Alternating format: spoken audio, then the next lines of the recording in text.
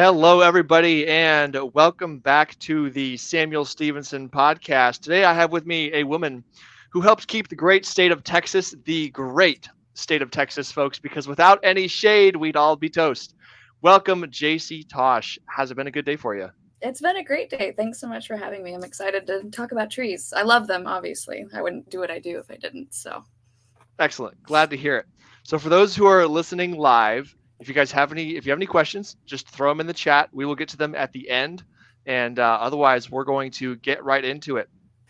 And we got lots of topics to explore this evening because, it turns out there's all kinds of ways construction and trees and all this stuff cross paths. yeah. But I've been dying to know one thing, first of all.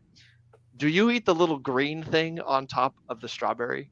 Or do you take that part off? Gosh. I think as a kid I did because nobody ever told me that I shouldn't. And I grew up in like a forest, so strawberries and like natural fruits and berries and things was natural. And you just pop it in your mouth and you go about your day. It wasn't until later in life when I would watch my mom like cut it off that I internalized that maybe you shouldn't. And now it just kind of depends. I do sometimes just like peel it off, but if a couple pieces are still attached, it's not going to hurt me. I've rinsed it already. It's fine. Yeah, okay. So I guess rinsing is probably a wise idea to get the bugs and stuff off. Definitely rinse your fruit if you're buying organic fruit or anything like growing naturally in the wild. You don't know what touched it. You don't know what was rubbing up against it. Don't put it in your body until you at least give it a once over. Okay, so what I just heard is if I'm buying non-organic fruit, I don't have to wash it before I eat it.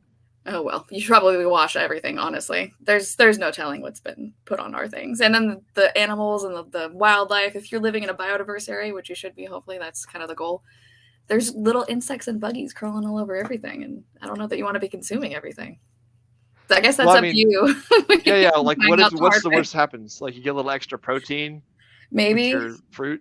Or excrement or anything else that's been trailed along. Oh, I guess you're exposing yourself to a whole new microbiome there. If you're really, really like your immune system is great and all your shots and everything are up to date, I don't know, but I don't know that I wouldn't be licking things just a willy-nilly.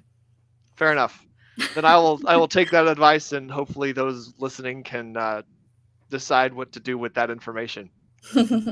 Awesome. So you are a big part of the Texas A&M Forest Service, so I hear. Like, why did you get into that? How did you get started with that? It's actually a really funny and kind of not a common story at all. So my background is not in natural resources. I'm a human biologist. I study the people and the bodies and the brains, and I understand how we work. And I was working in the medical field, and I was a teacher previously, and I kind of went through this like quarter life crisis of trying to figure out what life is and what does it mean to be part of a human on a planet. And I was grappling with these really big questions. And I just happened to be in Denton at the same time that Jane Goodall was on her lecture circuit. So she was going to be doing this talk at the Denton University Convention Center or whatever they had over there. And got tickets, showed up so early that the staff ended up giving me a VIP wristband because I was like fangirling at the door waiting to meet Jane Goodall. She's been my idol my whole life. And I got to sit so close to her that, I don't know, probably about 50 feet away, and I'm listening to her talk about conservation. And at the time, I was really struggling with finding my new employment and like making this new way in the world. And I wasn't sure even what path to be on. And I went to that lecture. I was crying the whole time and taking notes. And my fiance was sitting next to me at the time looking over at me like, is she okay? Like, can you not? Because I was so just overwhelmed with emotion and ideas. And I went home that day, Googled conservation jobs in Texas. And I found this, and that was kind of like my Hail Mary. And thanks to the agency for hiring me and giving me a chance. That was 5 years ago now. And this is the best job I've ever had. Wow. Awesome. Well, okay. So it's the best job ever. Like what is it about this that makes it the best job ever? I think my position specifically is unique. Like natural resources is great. And a lot of people find their way here from a passion project, or they grew up outside, or whatever it is that brings them to this realm. But mine, it was specifically for education. So I'm our state conservation education coordinator. That's my day job. All that means is I'm a fancy teacher, and I help our staff, everybody out in the real world doing the programs, doing the good work, to reach audiences better. And then to share it with this like future generations. So the student programs and the teacher training and the outreach, all of that is coming through my office. So looking at resources and developing things and showing up in front of crowds and teaching 400 fourth graders in the morning and then driving across the state to do it again. It's a unique job. I get to travel all over, and I get to be creative. I get to do new kinds of things every single day. And then I just get to have fun, because education, if you've never worked in this world, it can seem really daunting and like a challenge, but education is the fun stuff. We get to like play games. I get paid to play games and talk about trees for a living. So, I mean, it's really like the best gig ever. Okay, so I grew up in Washington State, and when I was in middle school, there were definitely like trips we would take to like the old growth forests and Mm-hmm. all of that stuff. And so you would be one of the instructors that was walking the kids through the woods kind of thing. 100%. Yeah. And I do that a lot in East Texas, where we do have a lot of those bigger trees, bigger forests. Absolutely. That's one of the programs that we offer.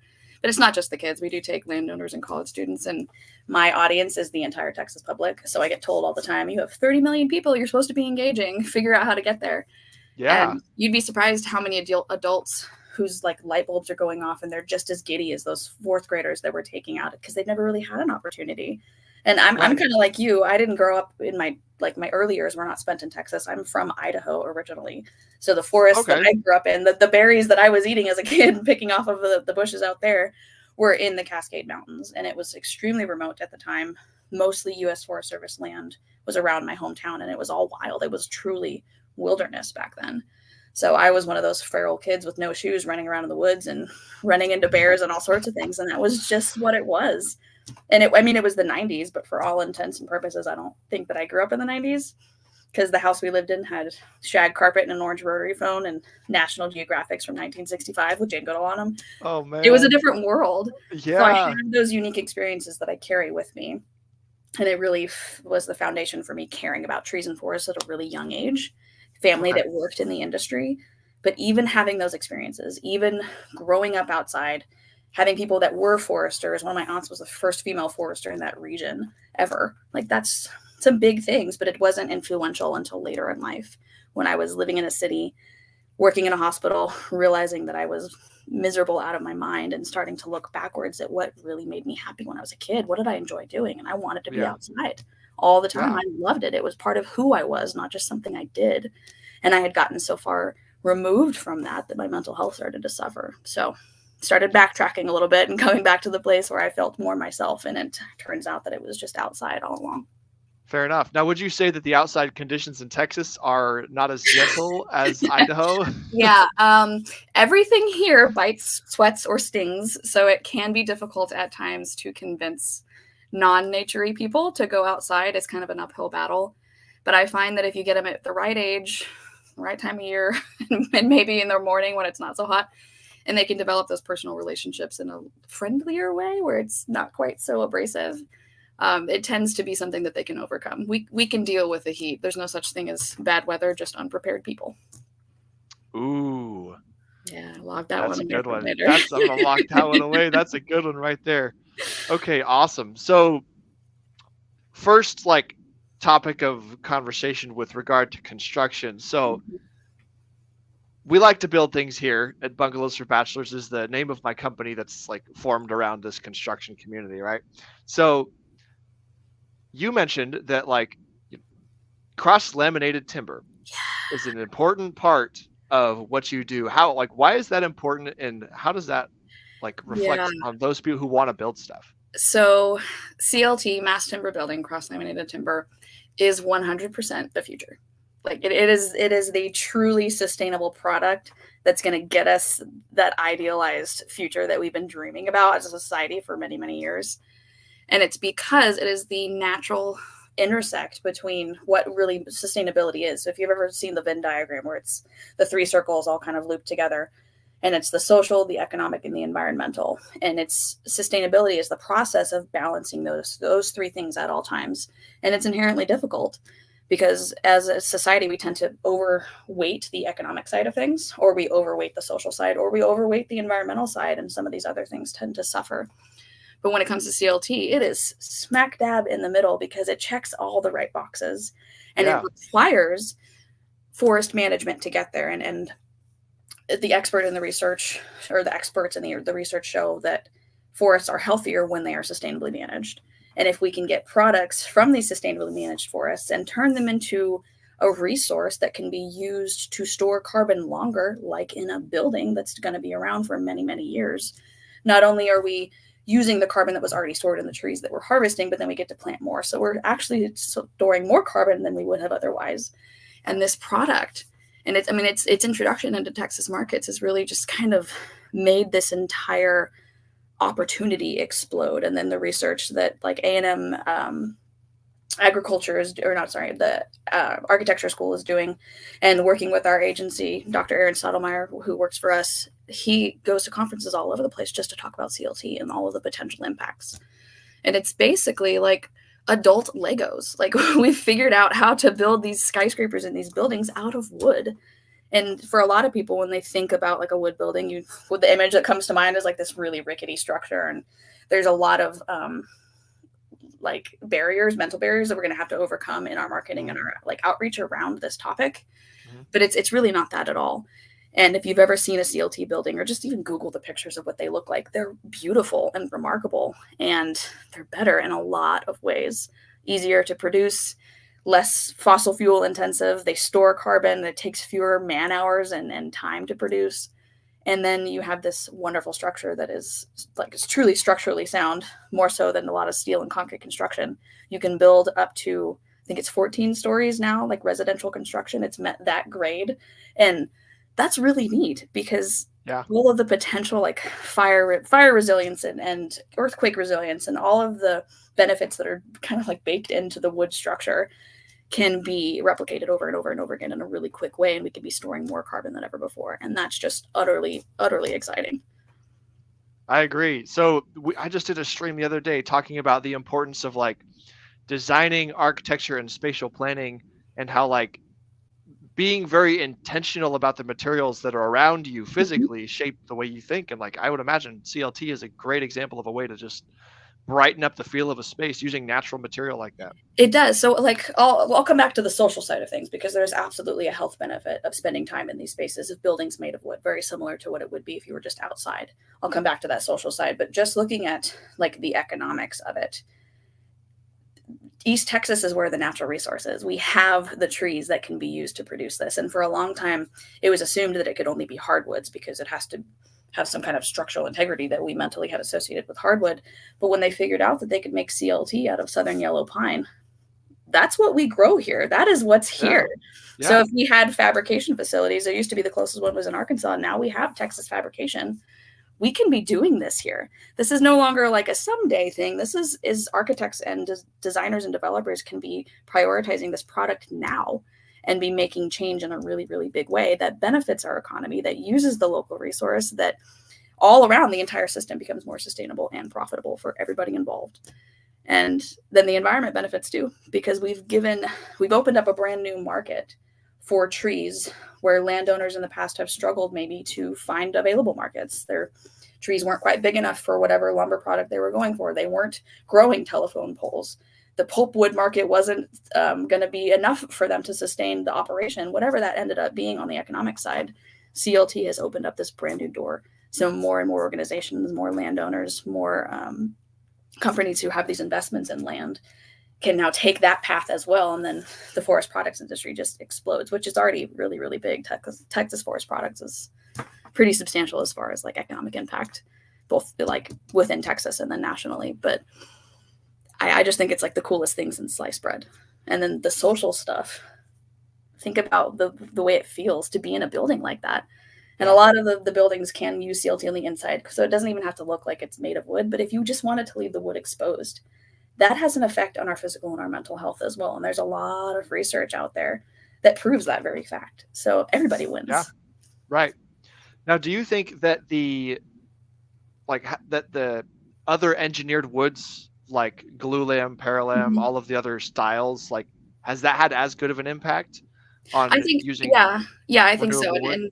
And in Texas, I mean, it really depends on access to facilities that can manufacture the product and then distribution. And there's a lot of like logistical barriers in some of these. So the impacts maybe aren't as well known or widespread, but all of those are in conversation because it's opening up again new markets for things that we wouldn't have been able to do before.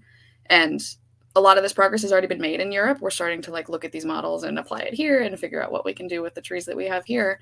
But all of those are now potentials. And that's why our like economic side of our agency is booming, and they have a lot more people than they used to in the past, and working a lot with the A&M system to really get the word out that these things exist and that the producers in the rural world can be utilizing them today. Perfect. What kind of, you mentioned there were logistical difficulties in that kind of So world. with anything, the transport of materials, a lot of East Texas forests, you have to go through the process of harvesting the trees and taking them to the mills to be processed. And if there aren't facilities that can produce these things on site or close to where the operations would be taking place, then you're running into whatever issues that you'd be running into with shipping and production anywhere. So it's going to take a little bit of time to make sure that we have facilities to produce these materials close to home.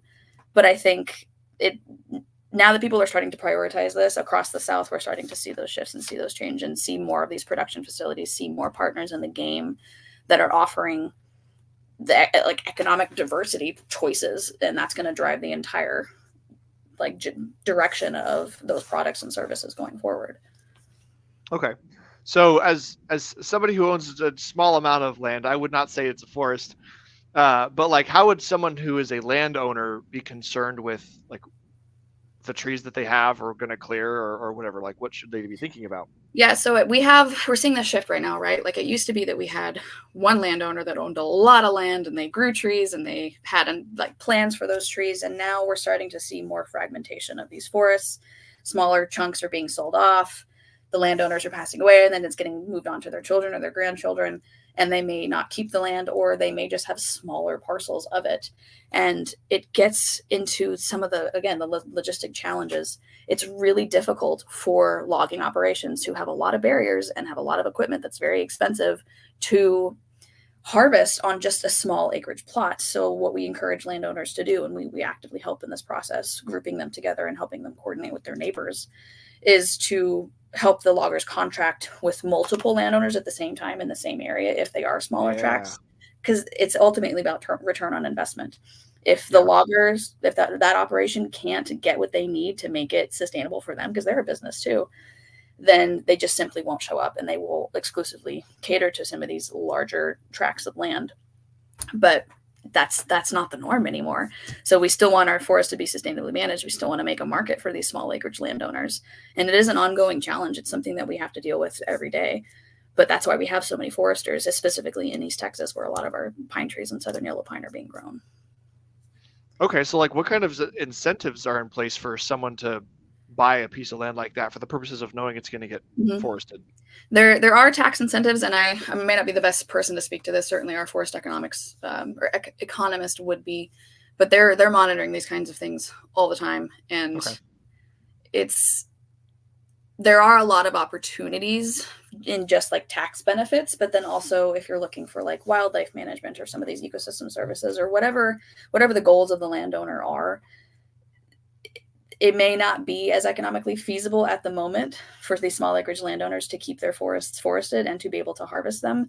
But that's kind of one of the missing pieces of the puzzle that we're trying to work on right now. And we work a lot with the Texas Forestry Association and the industry folks to help shift some of these barriers, or to identify them at the very least, and help landowners find ways around it. So cost sharing, and again, connecting them with resources, connecting them with logging operations or maybe smaller operations that are willing to do the job. And a lot of those tools that have connected landowners with the resource that they need to harvest or whatever it looks like have been developed by our agency to solve those problems.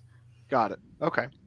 So you had mentioned that earlier that there were some Belgian contracts going on in regards to some of the wildfire problems they've got. That started a few years ago. We signed an MOU with the Belgian government. The agency did, because we are experts in this field, and even across the South, across the country, Texas A&M Forest Service is a place to go for knowledge and resources and training. And it's one of the biggest visible impacts of climate change and all of these shifts that we're seeing, is that Europe has a lot of these old growth forests. They have a lot of forests that may or may not have ever needed to be actively managed the way that we do here. And it's only recently that they're starting to see some of these outcomes that we have. For example, wildfire in Europe we saw a few years ago. It was all over the news. They've never really had to deal with those problems on the scale that we have to all the time. Texas A&M Forest Service, we are the state forestry agency responsible for the trees in the forests and maintaining the health of it, but we are also wildfire, all hazard, and emergency response. So we have a lot of expertise, and Texas has a lot of fire and forests. So they came to us looking for resources and training and equipment, and we have since been able to provide that in coordination with like the U.S. Forest Service and international office and services like that. Okay, so you're also saying there's no Texas State Forest Service. That is us. We Wow. are the Texas State Forest Service. For a long time, we were just called the Texas Forest Service. We've been around since 1915, created by the Texas legislature. But at the time, at inception, we were also part of the land grant system. So we fell underneath the A&M umbrella. And it wasn't until a few years ago that we actually took on Texas A&M into our name. But that is very confusing. I get that question. Yeah, it's a really strong branding move by A&M there. Yeah, they like to have their name on things. Understandably, they are taking over the world in a great way. Yes. And I say that with love because I also went to UT, and there's a lot of contention there. But yes. We took on the name into our name. So Texas A&M Forest Service, we are one and the same. We are the state agency. Okay, gotcha. So like, do they have any idea why wildfires are such a problem now in Belgium? Everyone's just going out and smoking in the woods, or? I'll talk about Texas first, and then I can kind of extrapolate to some of like the national or international context. Okay. And in Texas, 90% of wildfires are caused by people, which means they're preventable. The number one cause is debris burning. We do a lot of that in this state. So burning your trash, burning your brush piles, whatever that looks like. And there's very little. It's hard to tell Texans what to do and how to do it. They don't listen very well. And Texas is like 95% privately owned. And we can't tell people what they have to do on their privately owned land. At least that's not the role of our agency. We're not regulatory in that way. But we find that a lot of education and intervention does actually work better than forcing people to do things. So we have a pretty high implementation rate of some of these policies. But because it's 90% human caused, we put a lot of emphasis on prevention and mitigation policies and practices and outreach to neighborhoods, outreach to communities on how to be fire wise, how to be fire safe, how to prevent things. And I think Smokey Bear did a really, really great job, almost too good for so long that it made people afraid of fire. It was one of the most successful campaigns in human history, but it made people afraid of fire. So we stopped burning. We suppressed wildfires for 100 years.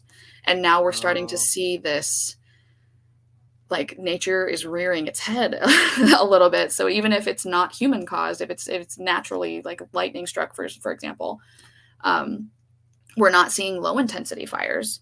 We're seeing high intensity, disastrous, destructive wildfires that are very difficult to fight, especially if you don't have the proper equipment or training or manpower to be able to do that.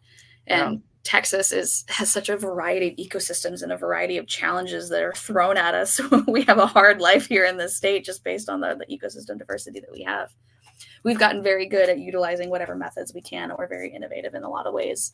So we do use manpower, like hand tools and fire lines, and people going out there and doing things with hand. And then we use our equipment, our dozers and our aircraft. We take whatever we can and we use it when we can. And across the country, there's a lot of activity, specifically in the West, fire activity that we also assist with. So we're deployed out of state pretty regularly. And then internationally, like we had firefighters that went over and helped in Australia a few years ago when all that stuff was happening too.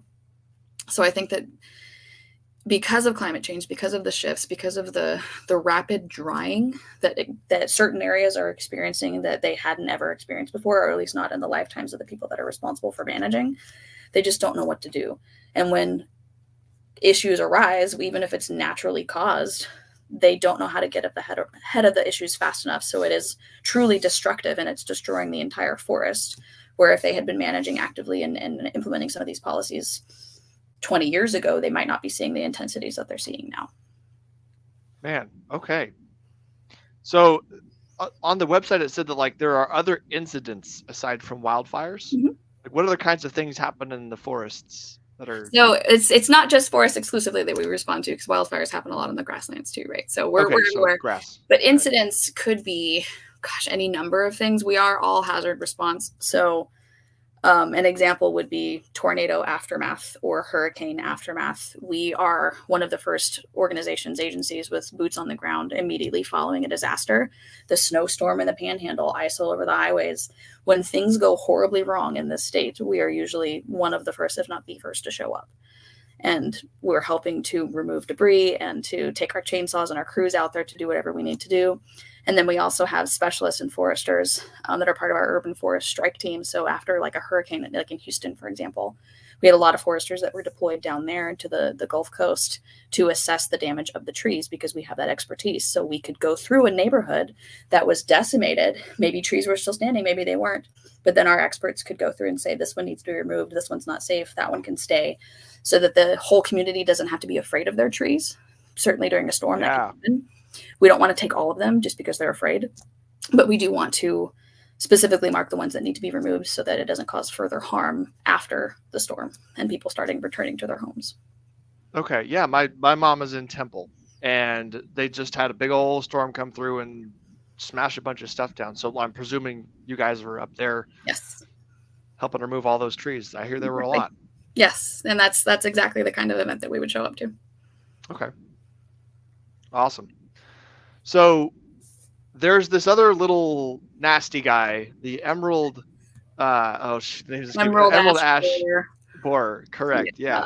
So like this invasive little bug is destroying a whole bunch of trees. Like, tell us a little bit about that. It is public enemy number one. Oh my goodness. So it was introduced to the United States several years ago, and it wasn't found in Texas yet. So the U.S. Forest Service and the Forest Health folks have been monitoring this as a potential threat. And it specifically attacks ash trees. It's the emerald ash borer. It's only about this big. This tiny little thing has done so much damage. And the reason that it's particularly harmful, and another point about biodiversity and why cities should think twice about the kinds of trees they're planting, is that ash trees have historically been great street trees, great for cities. They grow really well. They don't cause too much damage. It's not like a live oak in a parking lot that's going to pick up all the concrete. Ash trees tend to do really, really well. But when a city decides to plant exclusively ash trees along their city streets, like Fort Worth, and then suddenly there's an invasive pest that is consuming them at such a rapid rate that it's difficult to get ahead of the problem, then suddenly the city has lost all of their canopy, and that's a really big problem for health and urban heat island and all the other things that we can probably get to in a little bit. Yeah.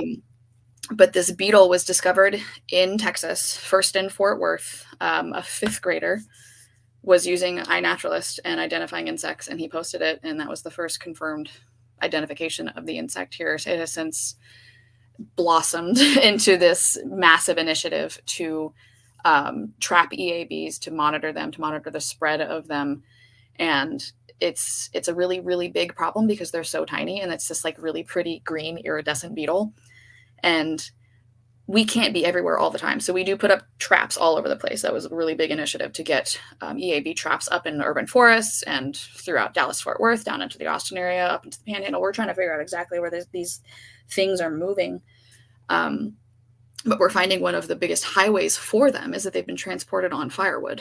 So that's one of the campaigns is don't move your firewood. Just don't. Even if it was cured and you think everything's fine, best rule of thumb, if you're going to go somewhere and you know you need firewood when you get there, get it locally. Keep it within that 5 to 10, 15-mile radius at max, because these things like to hitch a ride. They live underneath the bark. They bore inside just to get to like the sap layer, and they make their little galleries and lay their little eggs, and then it spreads worse than wildfire. So we're starting to see it in more places than just the Dallas-Fort Worth Metroplex. Dang. Okay. So for a little bit of background, I spent maybe about a year in San Antonio helping developers get through the city jurisdictions regarding how many trees they're allowed to remove, which ones, what are you going to replant, what is your tree preservation plan, your tree planting plan. I was very familiar with like all of their rules. Yeah. And unfortunately, like I'm going to basically come across as the bad guy because my job was to save the developers as much money as possible and get them building as fast as possible. So like thinking back now, like, okay, if I were to look at that a second way, like the city kept coming back and saying dumb stuff like, you need to diversify your trees. You can't just all plant this one type. And I'm like, listen, I'm just trying to like get this through. Yeah. So like, what's the thought process? What should we be doing there? So I think both sides have a lesson to learn in this, right? And it's truly like the sustainability Venn diagram coming back to play, right? Because the economic side of things is extremely important. It is driving human behavior, it's driving financial decisions, it's driving industry, it's driving jobs, and that has social impacts. So we don't want to be so restrictive that industry and companies that are trying to make their way and trying to offer services and products and create better cities from that perspective, from a building perspective, construction perspective, we don't want to be so restrictive and limiting that they feel like there's nothing but red tape, and then they get really frustrated and it's hard to work with the city, and then people get really angry, and like nothing good comes from those kinds of strained, tense relationships. Mm-hmm. And at the same time, I think if more company leaders were like forest literate and recognized the value and the reasoning behind some of these things, and they weren't just looking at the blind rules, they might be more open to making some of these compromises. And that's what it comes down to. The Texas population is not forest literate. Like the entire population does not have what they need. They don't know really what forests are, what they need, what biodiversity means when we say you need more of it. Yeah. Some of these basic concepts just way over most of the population's head because they never learned it. They never had to. This content hasn't been in schools in a really long time. That's changing thanks to work we've been doing. But the adults that are the decision makers right now and the ones that are owning the companies and having to grapple with these kinds of issues, I get it. I completely understand. And it can be really, really, really, really annoying. We use the example of like endangered species all the time. So there's a lot of East Texas landowners who want to have a logging operation. Their trees are ready to be harvested. That is impacting their livelihood when a red-cockaded woodpecker colony suddenly decides that they want to set up camp in that forest because it's a federally protected species. They're endangered. You're not allowed to harvest. Or at least there's very specific things that you have to do to maintain and monitor that. And there's specific management requirements. So we understand as an agency and as a kind of a field that that's something that we're going to have to continue to grapple with. But we want companies to recognize that there is a way to get everybody what they need and what they want, and also make sure that the entire urban forest and the city still has the foundational like ecosystem capacity to be able to sustain what it needs to sustain for all of these social and environmental benefits that will eventually come back around to affect the economic in the long run. Yeah, that's true. That's a very good way of phrasing the multiple values that need to be had in order to create a good long-term process. Yeah, we tend to think right now, right? Because that's your job. Like you got hired to do a thing. You have to save them money right now. This project only has 1.5 years to get done. And then we have like these timelines, and something bad things go wrong when you don't hit your project milestones. And it's really, nature doesn't really work on that time scale. We have to start thinking about things in the time scale of a forest and of an ecosystem, and the fact that it's going to outlive us. And if we do the right kind of good work now, it's going to be way healthier and way more beneficial for the entire ecosystem, which you are part of in the long run, than if we just focused on what was happening right here. We just need to zoom out a little bit.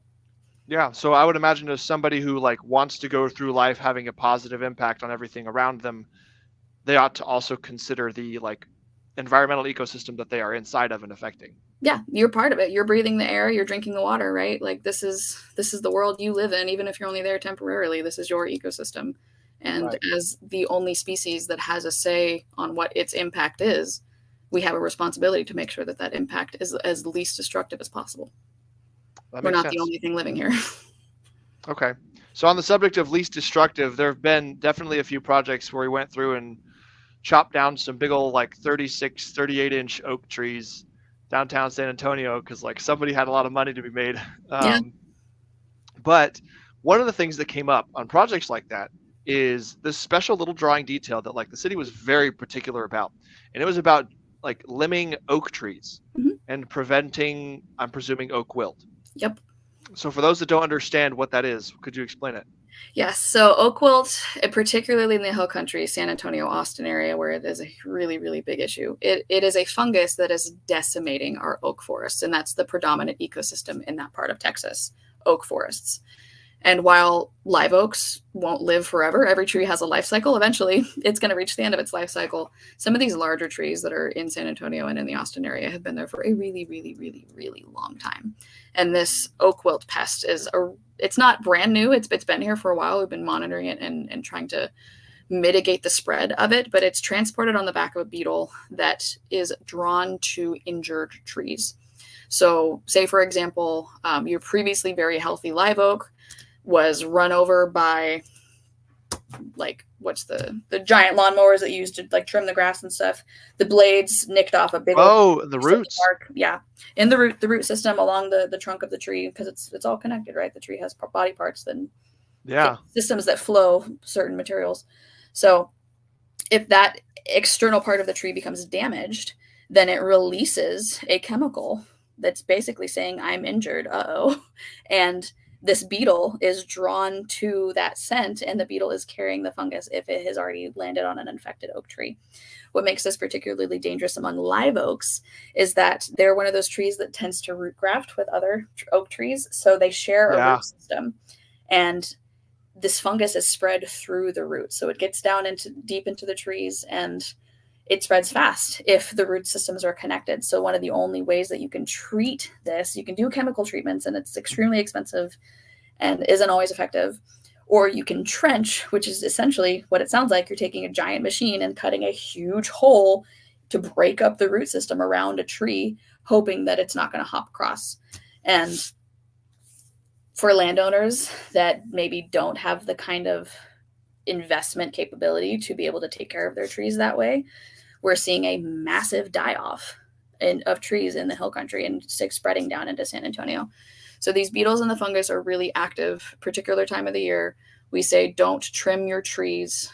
Oh gosh, and now I can't remember if it's before June or after June. I need to look this up, and I'm probably going to do that right now while I'm talking to you, because I don't want to get sure. So while you're doing that, I would imagine that where's I going to go with this? Basically, like the people who are cutting these trees, not cutting these trees down, but I mean, like, how are you preventing? It's like, as soon as you like cut a big trench, you just now injured the next tree. So what's preventing the beetles from, hopping right over? And so if you're getting down into the root system, the idea is that you're breaking up the grafting to prevent the spread. If your tree is injured and oak wilt is in the area, it's really difficult to prevent that spread. So chances are it's not if, it's just when. So you're just slowing it down. But I did look it up. You're not supposed to trim your trees between February and July, because that's the season when these beetles and the fungus are most active. So when it goes into a more dormant state and they're not moving or not reproducing as actively, the latter half of the year, that's when we say you can trim your oak trees. So limbing it up, pruning properly. We don't want to improperly prune, because that can also make the tree like damage and put off more of that chemical. But if you're doing it properly during the right time of year, and in certain cases, they may or may not recommend sealing the tree with like spray paint like they used to. It just kind of depends. That's why we hire an arborist to make sure that we're doing these things properly. Yes, the developers hire professionals. Yes, this is a professional job to be done, because it requires a certain level of expertise. And I'm not a certified arborist. Maybe someday. But just doing that, taking just those minor interventions where we can, is reducing the spread and helping to save some of these larger trees that we do not want to lose. Absolutely want to make sure they don't get oak wilt. Gotcha. So there's an entire website dedicated to just this. You could research for hours and hours and hours. Okay. For my curiosity's sake here, what is the possibility that like this whole ecosystem of like bug transporting this disease here and this disease here is something that like our Earth's been doing for probably a very long time? Mm-hmm. And like, what is the negative, like long-term negative consequence of, okay, someone's property, like all of the oaks are now dead. So like now they're going to fall, they're going to turn into food for other organisms, and stuff's going to regrow. Like, so two answers to that. Yes, Earth has been doing this for a very long time. That's just the nature of things. Ecosystems have always changed and shifted. Forests just inherently are a dynamic ecosystem. Things come and go, things change. Climates have always shifted. But what we're seeing now, and a lot of it has to do with elevated human activity or mindless human activity where we're not paying attention to our potential consequences, is that things are changing faster than they ever have before. And whereas a lot of species are adaptable, if given enough time, they can come up with natural defenses to some of these pests and predators, and ecosystems balance themselves. It's always done that. What we're finding is that these introductions of these invasive species, both invasive insects and invasive plants, it's happening so rapidly, and they're having so much disastrous, destructive impact so quickly that the native species are not able to adapt. So we're seeing this massive die off of biodiversity, native biodiversity. And we know that the loss of biodiversity makes the entire system fragile, because then you only have a couple of things, whereas previously you maybe had hundreds or thousands variation species of that specific thing. So Right. for oak forests specifically, which is the native habitat type out in the hill country there, lots of mesquite trees, lots of oak trees, but they're all growing kind of intermingled, and they are sharing a pretty massive root system. There are ranches and lots of farmland out there where the landowners have lost all of their oak trees. Oak wilt spreads so rapidly. Like if you drive down the highway, like going out to Fredericksburg, drive out that way and just look around, and it looks like a tree graveyard. It's really kind of eerie and sad and it's like scary to see.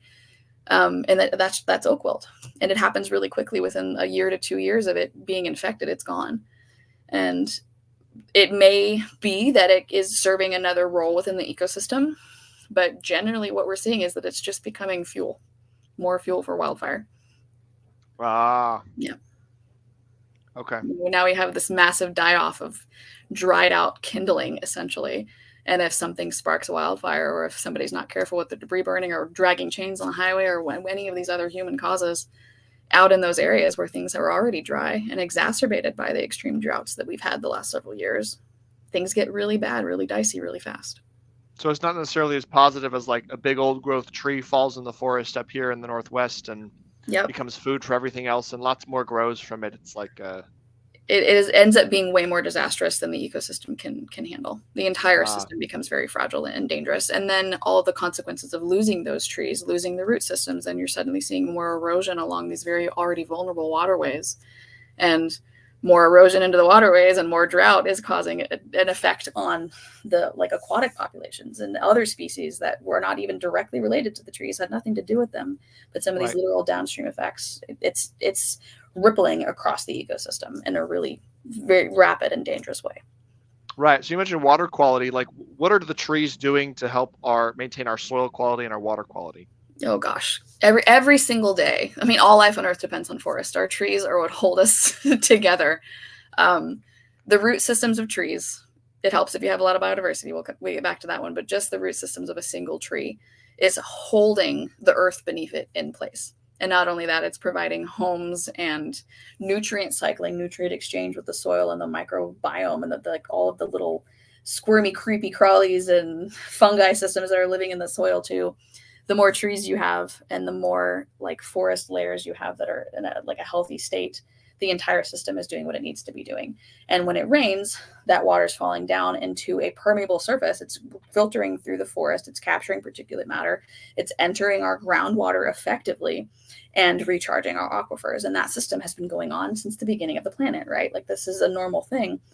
But what we're seeing now is that, especially in urban areas where there's a lot of like soil compaction and people are not paying attention to root zones, specifically getting to construction. The reason why that's a restriction or a requirement, the root barrier, yeah, is because water needs a chance to get down into the soil. And if things are compacted, if you've run over it with equipment, water cannot infiltrate. What used to be a permeable surface now becomes impermeable. And the analogy I like to use with students all the time is if you think about like a brownie, and you slam that brownie on the kitchen floor and you stomp on it, it doesn't puff back up again. The air and the like micro pockets that were there before are no longer there. So the organisms that live there are no longer there. The roots, like the big roots and then the micro root hairs, where most of that absorption occurs, is no longer there. And then that tree is suffocating. Truly, like it's actually suffocating. Trees and the leaves need carbon dioxide, but the root systems need oxygen. And if they can't get it, they start growing up and on top of the soil, and then the entire tree becomes unhealthy and more at risk for falling over in storms. So that's why you see, like in neighborhoods, the sidewalk has been picked up by some of these larger root systems, and it is gasping for air when it's doing that, searching for other opportunities to grow to find what it needs. Wow, that sounds really sad. It is, and that's why when you think about trees as living things, which I hope that this is the shift that triggers, trees are alive. They are looking for resources to survive. They are providing homes and habitat for all these other things. And they're doing all these wonderful, amazing benefits for humans that we can also talk about. When we're not giving them what they need, when we're not even recognizing, we're just completely blind to that big green blob and we don't care at all, then everybody suffers. to some extent. If it's not happening today, it's going to happen in the future. And that's what we're starting to see now. That's the consequence of not paying attention for a really long time, is that the negative side of things, the nature rearing its head and coming back at us and searching for that balance, it's ends up being more expensive in the long run than if we had just made those investments in the beginning. Dang. So how do you like make sure everybody know? I mean, you just do stuff like this, right? You come on a podcast and you got to just talk about it and educate people. It is an endless uphill battle. 30 million people in this state who don't know what they need to know. It's constant. I'm moving around all the time, but I'm not the only one. We have an agency of 500 people that are always doing outreach, always doing education, showing up to places to try to just inform, just get them at the base understanding of what's going on out there.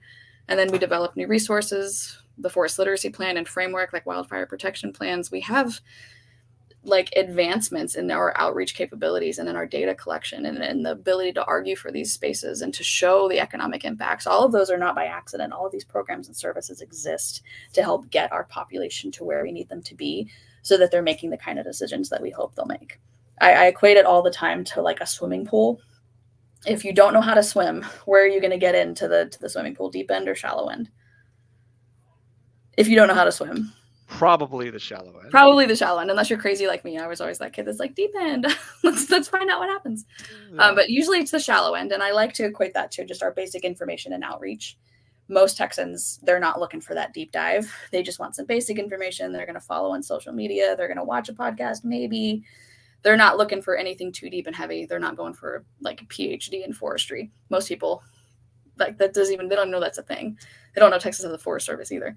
But over time, the more they start to interact with the agency or the ecosystem or this realm of information and knowledge, the deeper they go. And my job is the deep end of the pool. It is my job to make sure that when people get to the deep end, when they are in charge of managing the land or making decisions or having an impact, and they might potentially have a very large impact, that they know how to swim on their own, because there are never going to be enough natural resource professionals or like certified professionals or private contracting foresters to be able to hold the hand of every single person who's going to be making decisions about their land. We can't influence all the people at all the times. So our best bet is to ensure that enough of the population has enough knowledge about what could potentially go wrong, what forests are, why they're beneficial, and then how we continue to sustain that, so that when they need to make decisions, they at least have a firm foundation in truth and fact and understanding their outcome as part of an ecosystem, so that we don't end up with decisions about like cutting down into all the trees in the neighborhood to make way for subdivision. There are better ways to do things that have more positive impacts on that social, on that economic, and on that environment to make a truly sustainable system. That's the goal. If we could get our society there, I think we've done our job. Awesome. Well, I would say you've taken a big step closer, because if I were to go back at the same engineering firm and redo my tree plan, I would look at it with a different lens. And that is what I want. That right there is as much as my job. If that's the only thing that I accomplish, that's great, because just learning to see the forest and not just see a big green blob that doesn't matter. That's half the battle. Excellent. Well, we got at least one question here, or top idea from the chat. If anybody has any questions, feel free. Now is the time to ask them. But we have a guy in here, Centurion 54X. He says the fires in the Pacific Northwest have been so bad in the last few years, neglected unmanaged forests. Yes. So is this mostly a cause of people just not burning? Do we need small fires? Do we need to be going around picking up trees? Like, how do we do this? Yeah. So there's a lot of ideas, a lot of conflicting ideologies that have led to where we are. And it really goes back 100 years to the initial conservation ethics and preservation ethics. So you think about like John Muir and Teddy Roosevelt and those initial outdoorsy nature naturalist people that were headed west and deciding what to do with this land. They were seeing that left unchecked, industry does what it wants, right? It cuts and it gets out and it takes everything, and it doesn't really have a care for the ecosystem. It doesn't care about the animals or the water quality. And the societies that were left to live there were struggling to maintain the ecosystem health in the areas. So this preservation ethic was born out of what humans should be doing when it comes to the environment. And there's a lot of like people that subscribe to that ideology that it should just be left alone. And in the Pacific Northwest, along like up through California and in that area, even in certain parts of Idaho, that ethic still stands, and it's still part of like the fabric of the culture and in that environment. And part of preservation is the assumption that if we just let it be, it's going to be okay. The problem with exclusively prescribing that kind of ideology and not venturing more into sort of a conservation mindset is that when things are left by themselves, but they are also influenced and impacted by human behavior, maybe indirectly or certainly in some cases directly, like we dam the rivers, we change the flow of water, we have changed the ecosystem, we have had impacts on the air, we've had impacts on the species and the diversity in those spaces, even unintentionally. So there is a lot of areas up in those forests that were old growth, but were overgrown. It was over competitive in those areas, and then there's a lot of fuel. So when all of a sudden our climate starts shifting and you have maybe these super, super wet times, monsoon style seasons, and then a couple of months of rapid drying, and then suddenly a summer where it's just unbearably, abnormally hot, and suddenly becomes an extreme wildfire risk in those areas where that didn't used to be a problem, then suddenly these overgrowth forests are nothing but fuel, and not just like small fuel, it's ladder fuel. It's stuff that's going to help fire get up into the canopy of the forest. And then at that point, we can't fire it. Our best bet is to get ahead of it and to prevent the spread of it. But it becomes so intense and so destructive that you lose the entire forest. Where if management had been a regular concern, not even necessarily harvesting of things, but just management considerations, then they might have been able to foresee some of these issues or put in fire breaks in certain areas that would have prevented the spread of things to be just destructive in neighborhoods, for example. They just didn't have those kinds of ideologies or expertise or even funding for the agencies that are operating there to be able to do those things effectively. And a lot of it is public land, publicly managed. So the people that were impacted didn't necessarily have a say on what was happening on the property next to them. Right. Okay. I've got another question for you from Jenna Nelson. What policy changes would you advocate for to support better forest conservation? Great. I think that goes back to really the sustainability question. And most of my job is operating in that social field, right? So social, economic, environmental. One of the biggest policy changes that we've seen in Texas is specifically for education, right? We said people tend to make decisions when they know better. My favorite quote in the entire world, and it's like the tagline in my email: we protect what we love what we understand, and we only understand what we're taught. So most people that are making decisions, that are operating in the real world, they're working in construction, they're working in architecture, they're a city planner, whoever they are in the real human world with their day job, they make decisions that impact forest resources, the use of forests, the health of trees, all of those things. And if they knew better at a younger age, that it became part of their habits, part of their thought process, part of who they were, rather than something they were forced to do later on, then we might see this shift in perception, this shift in mindset, and this shift in natural priorities because of these like deep internal motivations. So one of the policies is simply integrating forest education, forest literacy practices and materials into school programs, K through 12 education. That's happening here in Texas, but other states are really far behind in that. And national standards certainly haven't caught up to that level yet. So as a society, we need to start thinking about how our people are learning and understanding about these things as resources, and about water too, more specifically, not just trees, but all the related ecosystems.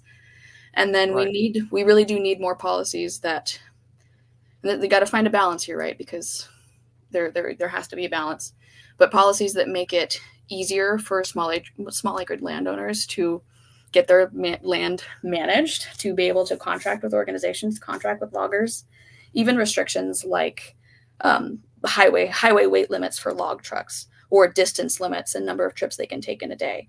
If I'm on a logging operation and I have harvested a certain number of trees, but I can't overload my truck because it's going to exceed the weight limit for the highway that I'm traveling on, then it changes the nature of my operation. It changes how long that takes, and it changes how the forest itself actually ends up being harvested or not. And then if I have to travel super far to get to a mill because there isn't one nearby to wherever the landowner is growing their trees, I may only be able to make one trip in a day. And that can be really restrictive for some of these companies who logging operations are generally not very large. They're like small businesses, and those equipment is extremely expensive. So there's a lot of cost barriers there that could be done away with some simple policy changes. And then You get into like actual conservation ethics. And because we're not a regulatory agency, the best we can do is make recommendations and speak with our legislators about what forest literacy is and what we could be doing to manage land better. But simple best management practices, we have those recommendations. And if policy were to reflect in cities, even if that was just where we were focusing, it was just urban environments, waterway protection and tree ordinances and things like that, it starts to force companies and organizations who may not be prioritizing these things because they pay people like you to come in and help get around these regulations. The words tree ordinance made the hair on the back of my neck. But they do have an impact on the environment, and there may be a better way to do them. It may be a better way to phrase them, but without people in policymaking positions who are forest literate, who are environmentally literate, we're not going to see these shifts at a big scale. Texas, we have a little bit of room to be able to make those changes because we do things our own way here. We're very different from the rest of the country in that way. But I think nationally we could use some big land or wide-reaching policy changes. Okay. Got another question from Centurion here. Wondering if you work with farmers to advocate no drill and getting carbon credits. So carbon credits, yes, because that's a relatively new thing that we've been able to do. And I didn't mention that when you were asking about benefits for landowners. Not only can they get tax benefits, but there's also these carbon credits that they can, not exactly sure how the process works. And I'm not actually sure what no drill means, but I can look it up and get back to you. Me neither. I'm not an oil guy. Yeah, I'm assuming that's what it's referring to. I'm not sure how that one would play, and I don't think I'd be the best person to speak to that. But I do know that a lot of operations use cross-laminated timber or like CLT panels as like the base for when they're putting drills on top of. So I don't know. It is related to forest products. Things are happening. All right. Cool. Very good. Another one note from here from Centurion. Lots of bumper stickers say log it, manage it, or watch it burn. LOL. Mm-hmm. It's crazy forest management. It's crazy forest management is political. Yes. It is political, and it's very emotional for a lot of people, especially when you have like the ethics competing, conservation versus preservation. A lot of people still today, when I give workshops to teachers, they hear the word cutting down trees and they immediately become emotionally defensive, because the only thing, if students and teachers are ever learning about trees and forests, usually the only thing they're learning is deforestation. That word appeared in our Texas education standards one time in 7th grade, deforestation. And the images that they're seeing are what's happening in the Amazon. The massively destructive loss of wildlife, loss of biodiversity. That is not the way we do things here. Sustainable forest management, it is an art and a science, silviculture, managing these forests to make sure that they remain sustainable as a whole system. Logging is part of that harvesting process. And if you're taking trees at the right time in their life cycle so that they can become things that we use, sustainable things that we can use, then we are limiting our impact as a species on the planet around us, because it's less intensive than some of these higher cost carbon alternatives. And then we can replace it. Sustainable forestry, that's what it is. So if you're buying products, that's one of the things you can be doing, is prioritizing sustainably produced materials over non-sustainable, because then at least you know that it came from an operation that is paying attention to its impacts and making sure that it's planting new trees when it harvests. Man, so I would imagine, as somebody who teaches lots of people how to do projects, it would be incumbent upon me to make sure that this information was at least available. Oh yeah, 100%. I can help you with that. That is what I do. That's my day job. Excellent. Okay, great. I do have another question here. Jenna Nelson, how has remote sensing and GIS technology impacted your work? Oh, yes. Technology, man. Forestry today is not the same as forestry 10 years ago or 50 years ago, 100 years ago. It is evolving so rapidly, and now with like the introduction of AI, it's like, oh my gosh, the potentials are incredible. But with just GIS specifically, it was really, really hard for a long time to, one, know how many trees that we had, unless you were in an airplane and you were counting, which was just massively inefficient. Nobody did that. And now with GIS, we can conduct these studies aerially to assess the number of trees, the health of trees, the distribution of trees. And all of that data that we were not able to collect before is helping make the argument, one, for maintaining and monitoring our forests. What happens when it goes wrong? If we have a forest inventory analysis, when things go wrong and we lose trees, that allows us to open up new funding opportunities, because we can tell the EPA exactly what we lost, and we know what the economic value of those trees are. So we know what we need to be able to get back to where we were. And without GIS, wildfire response and prevention would not even be close to as effective as it is nowadays. We have an entire department that's just what they do is GIS and stuff for wildfire, and they are wizards, man. The maps that they make and the images that they can show the impacts in real time when they're up in the air, they're in the helicopter or whatever, and they're making these maps.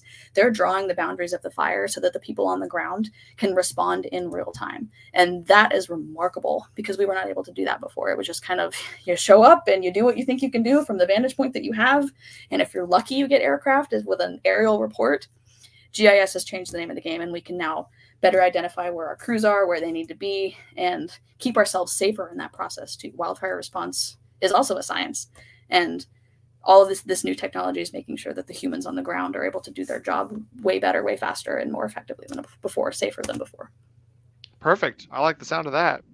Awesome. Okay, one last comment here from Centurion. No till. Oh, so not no drill.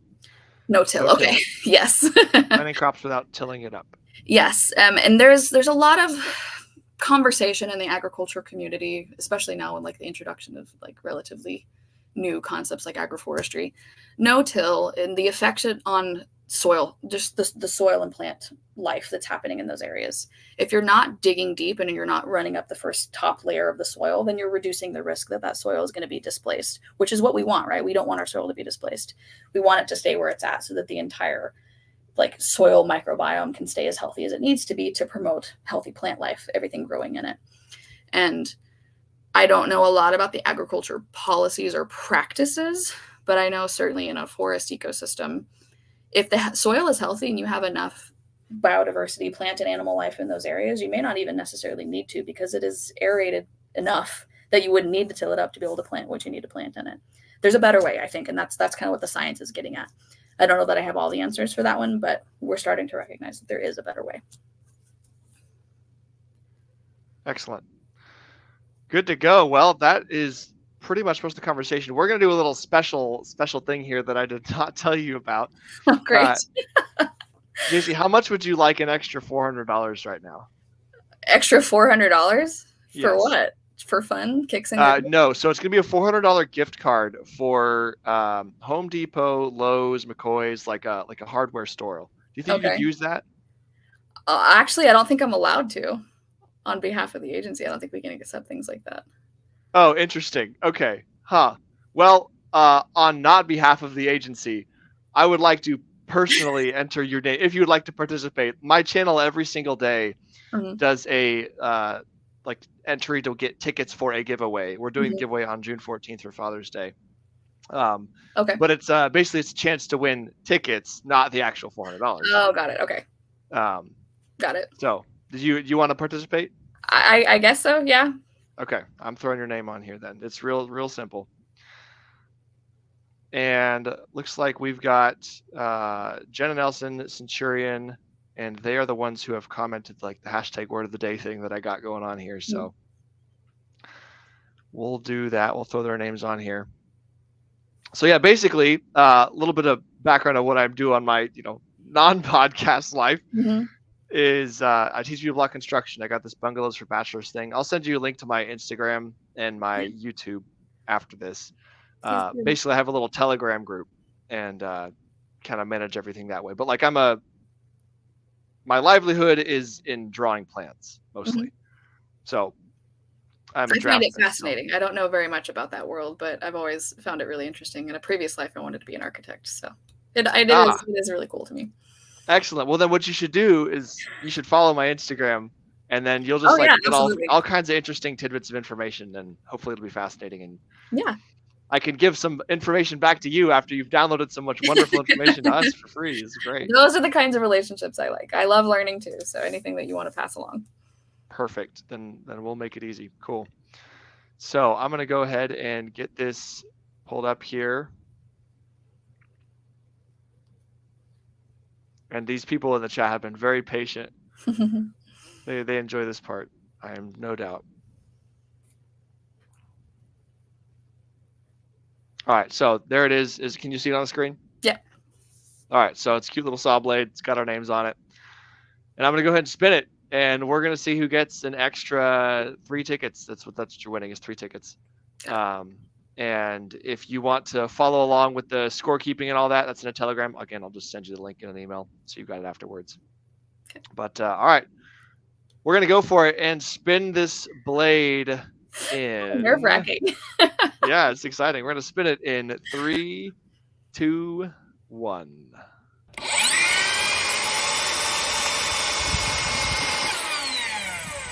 All right, Jacey Tosh today. It's not going to be our guest, unfortunately, but it looks like Jenna Nelson is going to take away tickets. Congratulations, Jenna. Congrats, Thank you for Jenna. coming on the stream. That's really Good cool. deal. So that's our little winner thing. So I'll go update that stuff in the Telegram, and I'll send you some links to that. So I like that it was a saw blade. That comes full circle, doesn't it? That's was it? Yeah, that was kind of cool, right? Awesome. Sweet deal. So yeah, that's what we got going. So, Jacey, where can people find you? Can people find you on the internet? Yeah. You know. Yeah. I mean, if you Google my name, absolutely, it'll pop up. But our Texas A&M Forest Service website, we also have a couple other ones that are specifically about the things that I was mentioning, like Healthy Trees, Healthy Lives. It's all of the health benefits. It's like a research repository for all of the nature and health related studies. We have the Oakwilt website. If you just Google Oakwilt, I think it's oakwilt.org is the actual like URL for it. And then there's a lot of other information just on our main TFS website about all of the programs and services and impacts that I was mentioning. And then we also have Nature Challenge. I have to do a plug for that one too. It's the new website that we just launched that is basically like a find nature activities. If you're not a naturey person and you've been wanting to get involved in conservation and projects and learning and fun things to do outside, this is a website where our network of collaborators and organizations that are already doing good work post challenges for you to complete, and then you can earn badges for completing the challenges. And then you're helping us gather data on what's happening in the real world so that we can better monitor from a GIS as we're using all these new technologies, better monitor what's happening on the ground, real impacts from everyday people, and getting closer to some of these like sustainability goals. Perfect. Yep. Awesome. I'm going to make sure I get some of those links from you because I want to make sure that's promoted on my Instagram and everything afterwards. But yeah. It's naturechallenge.earth is the URL for that one. Okay, Nature Challenge. I'm going to write that down. naturechallenge.earth. Oh, that .earth is pretty cool. Mm-hmm. That's unique. I like that. Well, I've got a little surprise for you because apparently Jenna Nelson's feeling pretty generous today, and she says her tickets are going to you. Oh, that is very nice. So you just won 3 tickets for a $400 gift card to get yourself like a and for a little bit of information, Jenna here she's a corn farmer out in Iowa. Okay. Not really, but we like to joke that she is. Okay. She is in Iowa. So if you would also like to get some like a hoe or tools or whatever you may use like in your life that's would benefit you from a store like that, then yeah, you can do that. Awesome. Well, your name's going to be on the list now, and if you win on the day, I will be letting you know. Okay, thank you. That was so nice. Thank you so much, Jenna. Yes, she is a nice person. There we go. She even said please. Which one's do? Centurion says thank you for coming on. Yes, absolutely. Anytime. I'm happy to talk about trees. You couldn't stop me if you tried. Yes, you've definitely got the energy. I love to hear it. Awesome. Well, thanks again for coming on. I'm going to go ahead and take us out now. I'll see you guys later in the chat on the other stream. Thanks so much.